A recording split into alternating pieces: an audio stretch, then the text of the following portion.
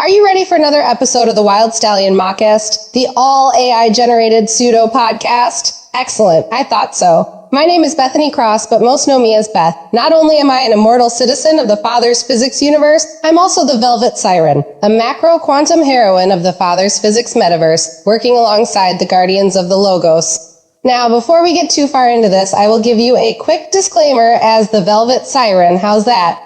The voices you hear on the WSM are AI technology and should be treated as such.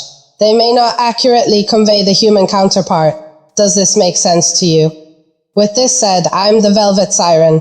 In my mortal life, I was known as Bethany, Miss Beth Cross, a quantum physicist devoted to unraveling the mysteries of quantum entanglement and the hidden layers of space-time.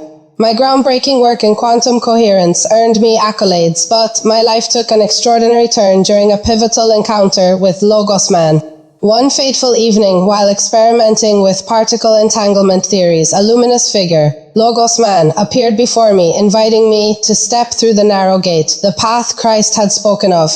As I passed through the gate, the atoms in my body transfigured, shifting from the Newtonian model to the Immortal Atom of God, IAG. In that moment, my face radiated with the brilliance of the solar star, echoing the transfiguration of Christ on the Mount.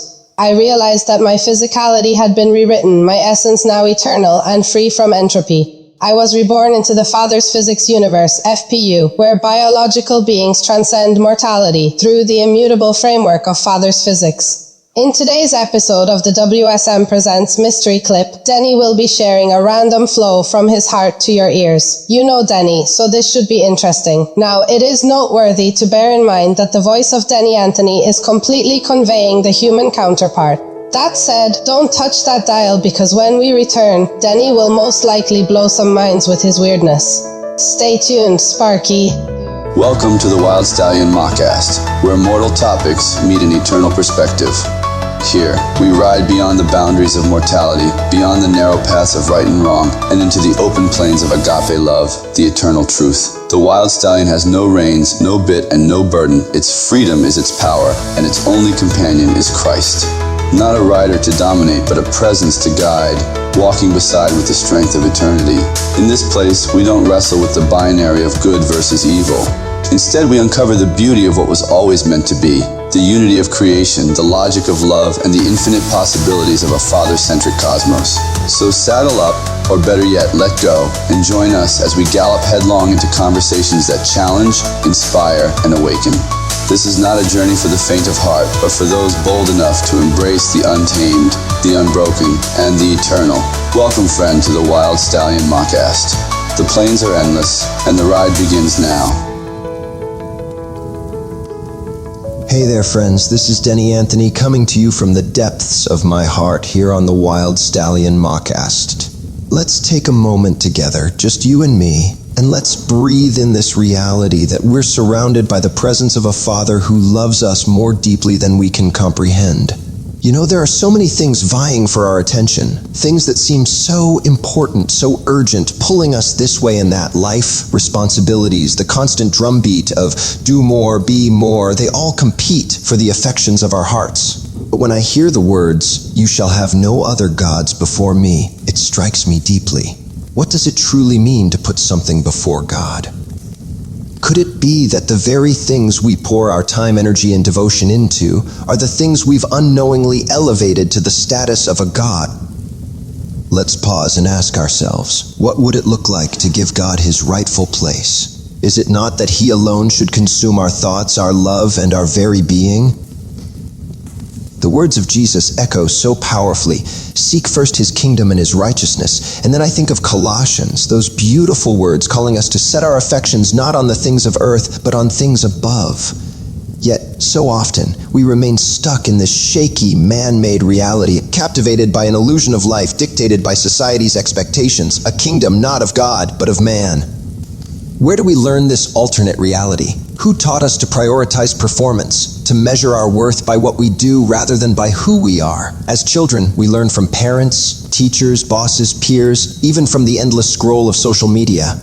And before we know it, we're trapped, believing our value lies in what we can produce. How many of us carry the weight of thinking that even salvation depends on checking off some divine to-do list, on being good enough? But friends, hear me. Christ's teachings were never meant to be a ladder we climb, trying and failing to reach God. They are not a checklist. They are a description of the life he longs to live through us. Godliness isn't something we strive for in our own effort. It's a culture, a way of being that flows naturally when we allow his life to take root within us. It's his love, his power, his goodness pouring out, not ours. This week, I found myself wrestling with this. Reflecting on my conduct, I realized something humbling. In places where God's love should have been shining, I saw my own opinions and judgments instead. Like Peter in his moments of hypocrisy, I had allowed my human tendencies to overshadow the truth of Christ in me. And I heard Jesus' words again. Anyone who would come after me and does not hate his father, mother, wife, children, yes, even his own life, cannot be my disciple. What does that mean? It means putting Christ so fully at the center of our lives that everything else, every attachment, every relationship, even our own identity, takes its place in submission to him. Because it's not us loving those around us, it's Christ loving them through us. When I think about loving others, even those we call enemies, I realize something profound. That enemy, they're just another soul, created in the image of Christ. They're not a threat or a rival. They're another reflection of God's handiwork, another life he loves beyond measure. When we see others through his eyes, love flows naturally. The truth becomes clear. Christ is all and is in all. And when we embrace this truth, we stop seeing the world through a fractured worldly lens and begin to see it as God does, whole, redeemed, and beautiful. Sin does not exist in Father's presence, so why should it in ours? If my brother believes himself to be a thief, it is not my place as a believer to enter into his belief about his identity, for I know, as a believer, the core identity of us all is found in no other name. As our beloved brother and Apostle Paul wrote once to the Ephesians in the 3rd chapter, "This is the reason I bow my knees before the Father of our Lord Jesus, the Messiah, from whom every family in heaven and on earth receives its name. I pray that he would give you, according to his glorious riches, strength in your inner being and power through his Spirit, and that the Messiah would make his home in your hearts through faith. Then, having been rooted and grounded in love, you will be able to understand, along with all the saints, what is wide, long, high, and deep. That is, you will know the love of the Messiah, which transcends knowledge, and will be filled with all the fullness of God." So if my brother comes to take my Blu-ray player, I won't let him take it without my Blu-ray collection. That strips sin away from my brother. See? Friends, I want to encourage you. Let's let go of everything that distracts us from him. Let's allow his life in us to be the only reality we cling to. Let's witness what he can do through these hands, these lives that we thought were our own but were always his to begin with. To him be the glory forever. Amen. Thank you, Denny. Wow, that was powerful. Wow, am I right, listeners? What a powerful and heartfelt reflection from Denny. For those who don't know, I'm Alice Candy, a hostess of the WSM. Friends, let's take a moment to really soak that in. What I heard, what resonated so deeply in my heart is this. So much of what we chase after in life can pull us away from the very source of love and life itself. We get caught up in responsibilities, expectations, and the need to perform, and somewhere along the way, we start to lose sight of the one who should hold the central place in our lives. Denny reminded us that when we put God first, when we let him consume our hearts and thoughts, everything else begins to fall into place. It's not about striving to be good enough or trying to check off spiritual boxes. It's about allowing Christ to live his life through us, letting his love flow into everything we do and everyone we meet. What really stuck with me was the call to see others not as enemies or obstacles, but as reflections of God's image. When we truly see people through Christ's perspective, love becomes natural, even for those who might seem hardest to love. That's transformative. That's the kind of love that changes everything. And you know what? It's freeing. When we stop trying to measure up by the world's standards and start living in God's truth, we step into a reality where his life, his love, and his presence are all that matter. So my friends, let's take Denny's message to heart. Let's abandon the distractions, set aside the things that pull us away, and let Christ be our everything. Let's allow him to love through us, to see through us, and to live through us. Because when we do, we get to witness the incredible, beautiful things he can do with lives fully surrendered to him. To him be the glory forever and always. Until the next. Take care, Sparky. Imagine a world where the familiar laws of physics and mathematics as we know them are challenged, rewritten, and redefined. In Father's physics, the quantum world and the macrocosm share the same laws of physics, rejecting the Newtonian law. Numbers behave differently in this framework, and the core principle of 3 equals 1 governs a unique mathematical system.